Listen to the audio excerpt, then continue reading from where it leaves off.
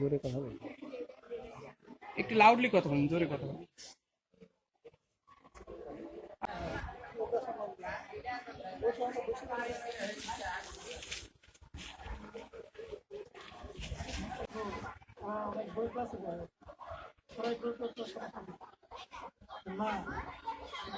মায়ের ভাষা বাংলা ভাষা, আমরা এই ভাষা আমরা ভাষা চাই না, তাই না? আপনি কি বঙ্গবন্ধু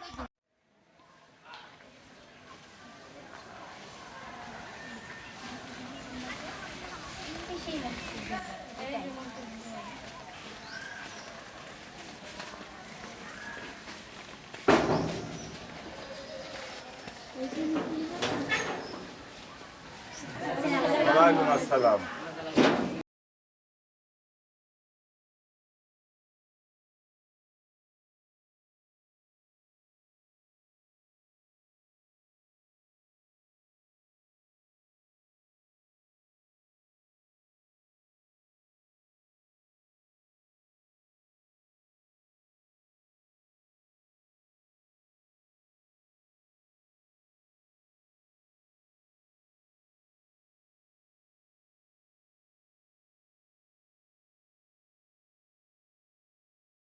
আমি যতদূর জানি এই মুক্তিযোদ্ধার গল্প কথা, তোমরা কি জানতে চাচ্ছ? কাকা, যে মুক্তিযোদ্ধা আপনার নিকটজন তার নাম ও পরিচয় দিন। আমার বাপের নাম বীর মুক্তিযোদ্ধা নূর আলী খাঁ, তার ছেলে আমি বিপ্লব খান। তো তোমাদের সমস্যা ভালো মন্দ কোনো কথা থাকলে যেটা জানতে চাও, আমি চেষ্টা করব তোমাদের জানা বোঝার জন্য আর কি। তো তোমরা একে একে বলতে থাকো, আমি সেটাই বলার চেষ্টা করবো। আচ্ছা কাকা, যে এলাকা বা সেক্টর থেকে তিনি মুক্তিযুদ্ধে অংশগ্রহণ করেছিলেন তার বিবরণ দিন। আমার বাপ একজন দেশের জন্য জান প্রাণ দিয়েছে, ৮ নম্বর সেক্টরে সে কাজ করেছে ঝিনাইদহ জেলায়।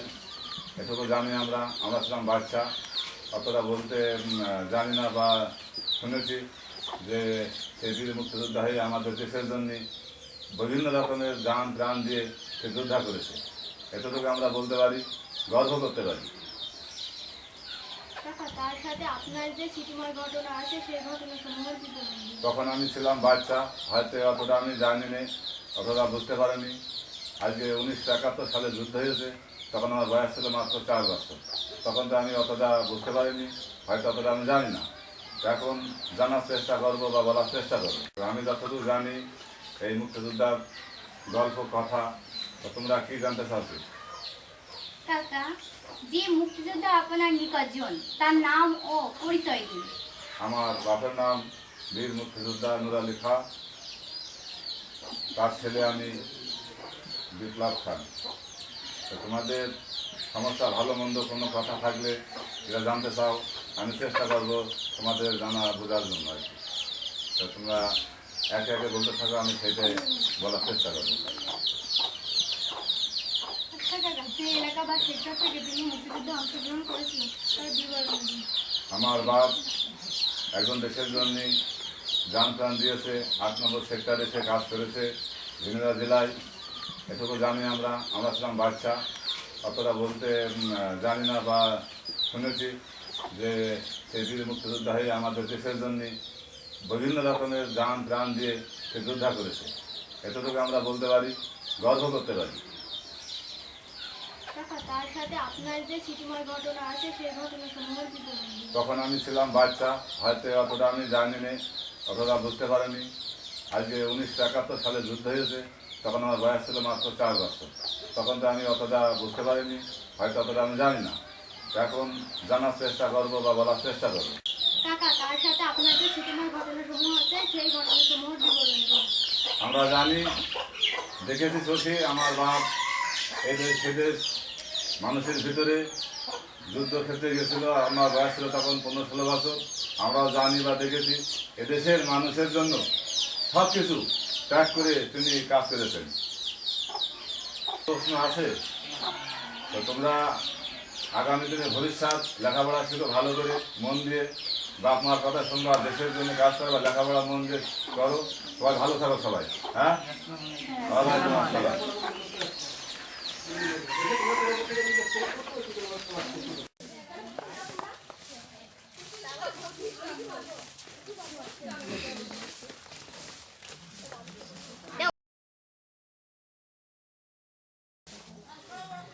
দাদু দাদু হ্যালো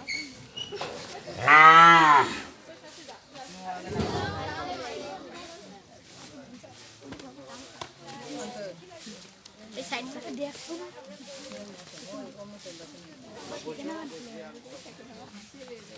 এখন পাটি টাটি পাতায়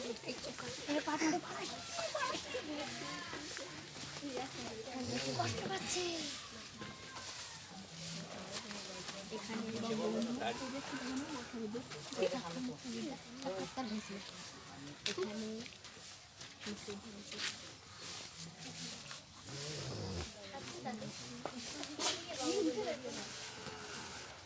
বঙ্গবন্ধু স্কুল জীবন থেকে একজন দক্ষ সংগঠক ছিলেন এই বিষয়ে বিষয়ের মধ্যে আমার বয়স তখন মাত্র 11 বছর যখন যুদ্ধটা হয় সে সময় বয়স আমার বেশি না, এই সম্পর্কে আমি বেশি জানি।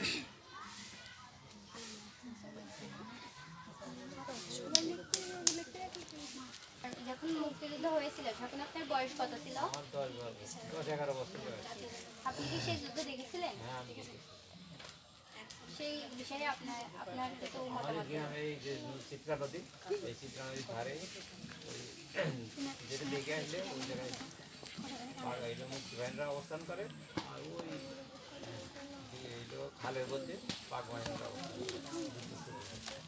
এই যুদ্ধে 3জন সৈনিক মারা যায়, এইগুলো সৈনিক 3জন মারা যায়, আর পুরা মৃত্যুবরণ করে না। এবং এইগুলো হেলিকপ্টার এসে যখন মুভিং শুরু হলো ঘন্টা 2-3 দীর্ঘস্থায়ী না। আচ্ছা, বঙ্গবন্ধুর এত কম সময়ের নেতৃত্বে অসাধারণ অভিসরণ অনুষ্ঠানকে আপনি কীভাবে মনে করেন? কতটুকু খুব সাহায্য হলো সেই সময়, সেই ভাষণগুলো ধারণ ছিল, প্রচার হতো সবাই না। যদি বঙ্গবন্ধু 7 মার্চের ভাষণ আপনি শুনে থাকেন, আপনার মধ্যে যে অনুভূতিটা জেগেছিল সেই অনুভূতিটা 7 মাসের ভাষণে ঐতিহাসিক ভাষণ, সেই ভাষণ শুনে সবাই, খুব বাচ্চা মানুষ, আমার দাদা আমার দাদা তারা খুবই মানে পরাধীনের জয় হবে আমাদের, সেই উৎসাহটা তাদের দিতে দেখা।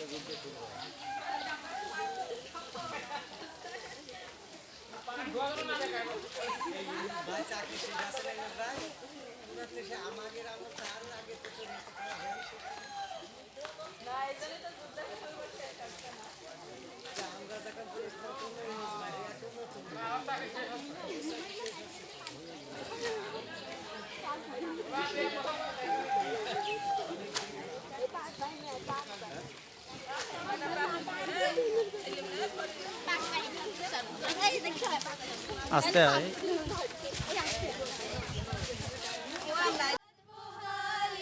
শোনা যেত বঙ্গবন্ধু মরে নাই, যদি রাজপথে শোনা যেত বঙ্গবন্ধু মরে নাই, যদি রাজপথে আবার মিছিল হতো বঙ্গবন্ধুর মুক্তি চাই, মুক্তি চাই, তবে বিশ্ব পেত এক মহান নেতা, আমরা পেতাম ফিরে জাতির পিতা, তবে বিশ্ব পেত এক মহান নেতা, আমরা পেতাম ফিরে জাতির পিতা। এ মানুষের মতো করেনি তো কখনো মাথা